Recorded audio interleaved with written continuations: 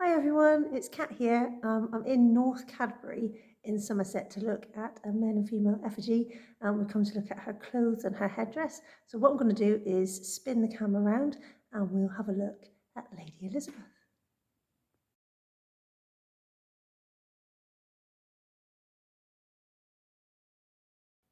So here we are at the effigy of Lady Elizabeth. I'm actually stood on a chair so we get a better view of her, and I'll move down for a closer video in a minute, but let's have a quick look at her. Here we are with that lovely headdress, and we go down quickly. She's got a lovely necklace on, so we're going to have a look at that in a minute. We've got a cloak with a mantle. Unfortunately, her hands are smashed. We've got some beautiful tassel detail here. We've got the folds of the mantle. And then we go all the way down. There's the tassels there, beautiful big tassels for the cloak mantle. And as we go down to her feet, sadly, no part of her feet remains, and the ends of her little dogs have been smashed too.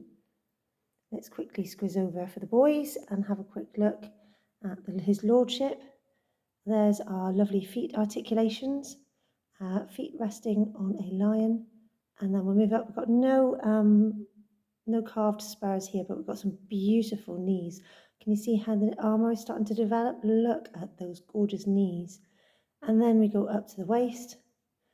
We've got a lovely strap here for the sword. The top of the sword, the quillions and the grip and everything, the pommel have gone. But we've got the lovely sword there. And then we got to his hands. His hands are smashed. His elbows there, look. And we got to the helm. He's got his oar around his head. You can actually see that he's resting on his helm. I'll step down off the chair now because we've got a better look. I'll move back so you can see both of them side by side, and then I'll get off the chair here so we can go down and video the closer details. So there you are. This is Sir William De Botreaux and his wife Elizabeth Countess De Botreaux, and she built this church.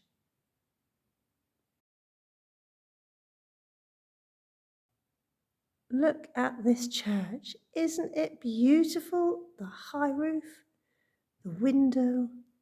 Look at this, all built by Lady Elizabeth.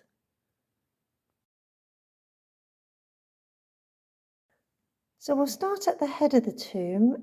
As you can see, there are some original painted shields, which we'll look at in a minute. But I just want to spin around here. There's a load of masonry, medieval carvings on. Can you see how lovely they are?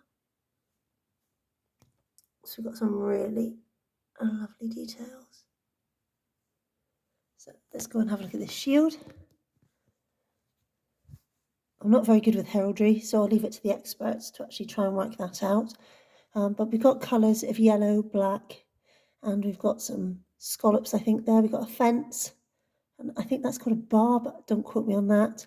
And that looks like something with wings, with arms. But we've definitely got colour remains here. We've got blue. If we move over here, we've got scallops. Again, oh, there we go. We've got, let's say, griffin. That's what it is, a griffin, a winged griffin. And then I think we've got another griffin there and some more scallops. And if we move over here, we've got, again, the griffin by the looks of it. Correct me if I'm wrong, please do. And I don't know what these are. They kind of look like leaves. But again, I'm not an expert on heraldry. My ear is more 14th and 15th century headwear and clothing. So please let me know what you think they are, heraldry-wise. There you go, there's that one again. And that one again. And I'll move up here. We've got some beautiful colour remains, turquoise, gold, red, and we've actually got some stripes, some rayed stripes, black ones, and we've got some lovely turquoisey green ones. I think that's more green than turquoise. And we've got white as well, and a bit more of the red under there. Lovely colours. So if I move along that, we've got more of the black stripes and more of the green stripes remaining. And obviously around here, we've got some lovely red in the rectangles, some remains of original red colour. slightly faded. Could also be the red undercoat for gilding, because I know traditionally they use red for undergilding, adds more luminosity to the gold. I'm having a look underneath. We definitely got some lovely colour there as I move along. Beautiful remains of colour, especially that piece there. Gold, green and red, with obviously other black stripes, black and white stripes. Really nice. And then we've got white and green along here. Really lovely. So let's go up here at the head. We've got remains of the green, again, in this beautiful carving. And we've also got some whitewash too. And then come and have a look at Lady Elizabeth. Oh, she's beautiful. I'll move around. Here's her headdress. Look at that. Look at those templates. And what is lovely about her is that we have such an exquisitely high forehead. Here, going all the way back, and her veil doesn't start until there. Look at that. Fashionable, beautiful headdress and forehead. So we've got the templates that side. Very much like the headdress depicted in Bigbury on the brass. And so we've got some really nice details here. Lots of either pearls, or whether the carver has done it this way to signify the fretwork. To me, I would interpret that as pearls, lovely big pearls, all bunched up. And then if we go here, we've got quite a nice detail on a short veil. And look, remains of a double row pearl necklace. Isn't that nice? And what is really nice here is we've got her ear poking through. So there's the veil, beautiful folds on the veil, draping down. It comes over slightly over one of the actual horns, the points. Some people call these a mitre headdress. And we've actually got the veil going there. We've got lovely folds here, almost like a Viennetta ice cream that we get. Got lovely folds, and then sadly it's worn away, but you can just see the ridge of where it was. And then if we go the other side, we can start seeing the folds again. I have to lean over now of the other side of the template. On the horned headdress or mitred headdress, sometimes this was known as a horseshoe headdress, or sometimes known, it's documented as a lunar headdress, but yeah, also referenced as a mitre headdress. So there we go, they've got the calls either side, the templates, with her ear poking through, and some lovely veil detail. Right, let's move down. There's her face, sadly very worn. I'll move that way so you can see. There she is, isn't she lovely?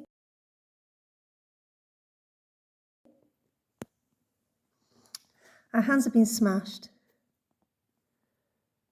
There we go, and you can see her cloak here.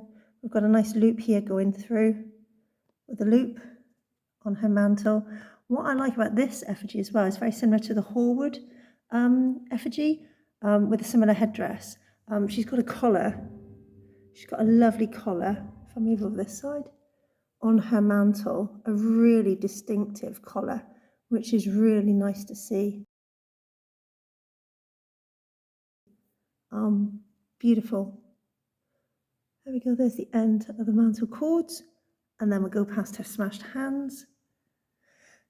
No remains of buttons, little tiny bit here. Ooh, tiny bit of a cuff edge, straight edge cuff. But we look like we've got some form of toggle here with a lip on, which will obviously do the pull cord up for the cords of the mantle. So we've got the toggle. And then if we move down slightly, you can see the lovely big tassels worn here. But there they are, look at the tassels.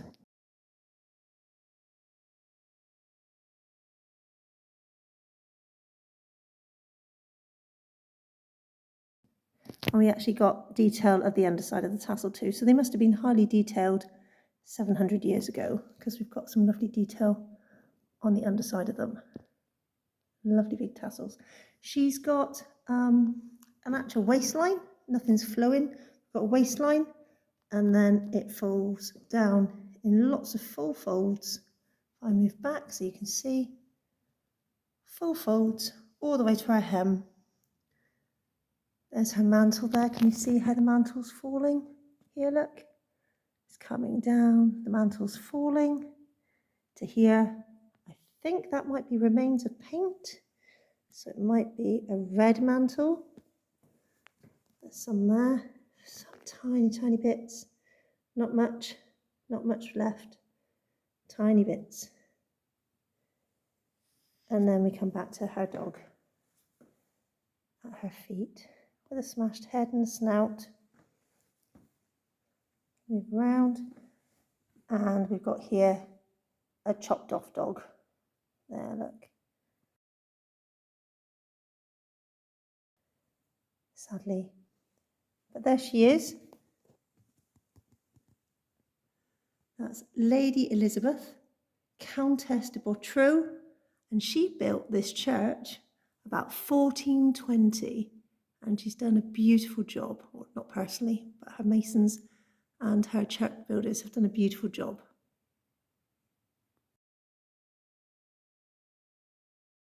So I'm reaching over Lady Elizabeth now to look at Sir William De Botreaux. He's resting on his helm. Now, from what I can gather by just leaning over, and I've tried to take some photographs, but it's not very good. Going by the heraldry, it looked like he had a griffin. So on his cap of maintenance here, we've got the remains of a tail and a back leg. Then over here, we have one wing here and another one that's smashed, and the other side, sadly, is smashed too. I thought maybe there was a head or something here. Where am I there? Somewhere around there should have been a head for his griffin, which would have been his crest on his helm that he's resting on. But sadly, that's gone. We just got one wing. We've got the back going down to the back leg. And a back leg and a tail. That's all we've got, I'm afraid, on his helm. But I'll pan back. You can actually see his awl there. Quite detailed on his awl. Big beads or big pearls, and then lots and lots of wrappings around on a diagonal. So there's his helm. Can't see it on the other side because there's a wall there. And then if we go down, we can see his face. Here, probably a space for a visor and a pin for the visor to click in. Quite a high chin on his helm. He's got S's on his collar. So Lancastrian. And then we go down to some pretty nice details of the armour. Excuse me, Lady Elizabeth, leaning over you. We've got some nice details of armour here. Shoulders. Ooh. Hands are smashed. Sadly, we've got some lovely big details on the elbows there.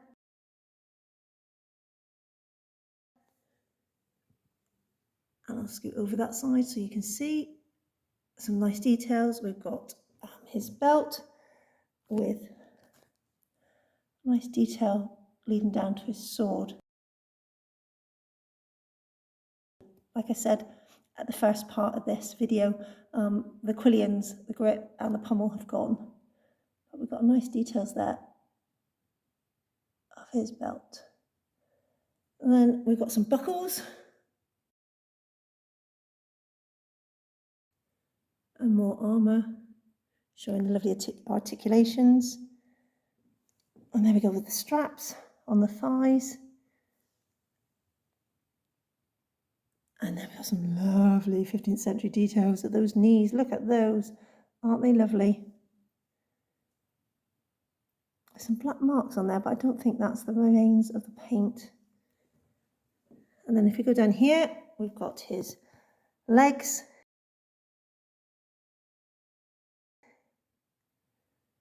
And then we've got his lovely feet, beautiful articulated feet,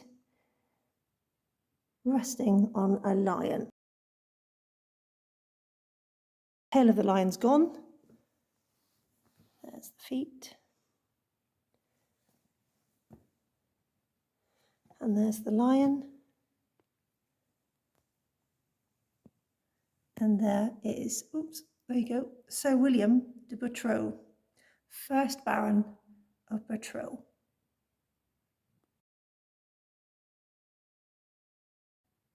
Here we are at the foot of the tomb chest now, and what you can see is we've got Mary with Christ Child in the centre, and it looks like we have Lady Elizabeth on the right and Lord William on the left, and they are both praying. Absolutely beautiful. Go into him. And there he is. No face, sadly. And we'll move to the middle. Absolutely beautiful depiction there. And we'll move over to this side. We've got some of the lovely scrolls on both of them as well, over Sir William and Lady Elizabeth too. And what's nice about this one is if I zoom in, on this side of her headdress, we can actually see where the carver has tried to do some fret detail, which is really nice. So again, she's got her mantle full length here, and we've got a nipped in waist coming out. Hands would have been there. Lovely mantle with a collar. Loads of lovely folds all the way down. And this would have had some sort of writing on. Isn't that lovely? What a beautiful portrayal at the foot of a tomb chest. Over this side. No helm, but we've got some lovely depiction of hairstyle, quite short, above the ears. There we go. We've got armour. Elbows, beautifully detailed. Look at that. Even the belt is detailed. Down to the armour, the knees, all the way to the feet. Again, if I can't get down there. Let's see if I can. I'll turn it this way. Look, even tiny articulations on the feet. Amazing. Turn it back the other way so we can see. He's kneeling, praying, and he would have had some sort of script going over his head in prayer. So I'll just step back to enjoy that. There they are, William and Elizabeth with Mary and Christ. Pan up to see their full tomb effigy. Here we are in North Cadbury, so we'll say goodbye to Sir William De Botreaux and Elizabeth, Countess of Botreaux. Thanks for watching, guys. Take care. Bye.